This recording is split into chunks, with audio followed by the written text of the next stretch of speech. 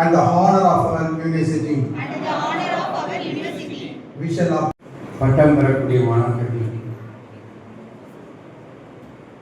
எதிர்வருட காலங்களில் இருக்கக்கூடிய 28 மாநிலங்கள் உங்கள் அனைவருக்கும் என்னுடைய காலை நேர வணக்கத்தினை பணிவன்போடு தெரிவித்து, நம்முடைய பகுதியிலே ஒரு தனியார் பொறியியல் கல்லூரி, இந்த பொறியியல் கல்லூரி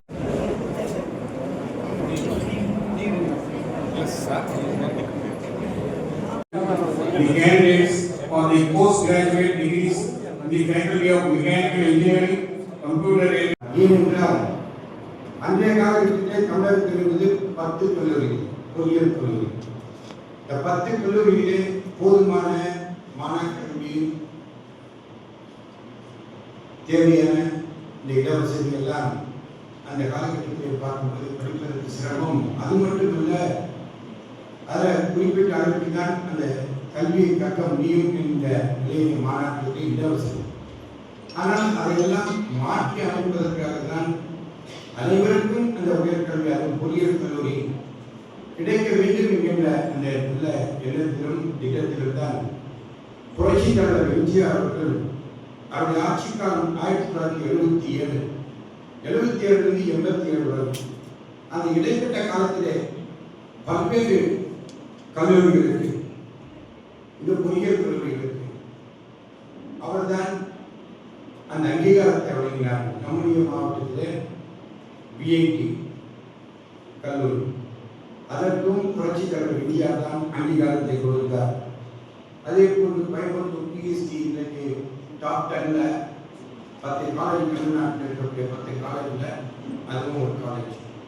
அந்த பிஹெச்டி கல்லூரிக்கும் புரட்சித் தலைவர் எம்ஜிஆர் தான் அந்த அங்கீகாரத்தை வழங்கினார். அதே போன்று ஜேபிஆர் என்று சொல்லக்கூடியவங்க, அதே போன்று ஆர்எம்கேடிஏ, இப்போ ராமச்சந்திரா மருத்துவக் கல்லூரி அந்த அவங்களோட மீனாட்சி, அதே மாதிரி அதியமான் ஒசூர், அது நம்முடைய முன்னாள்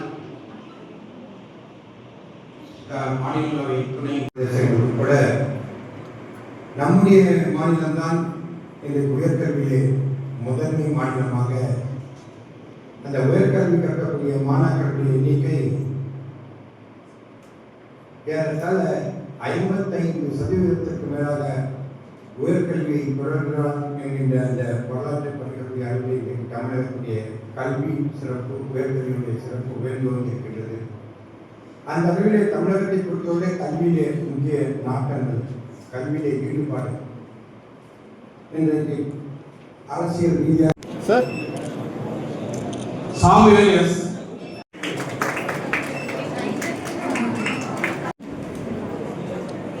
Sir.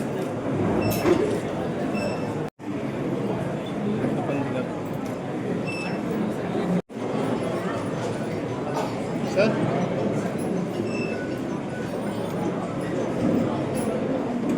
Satyavati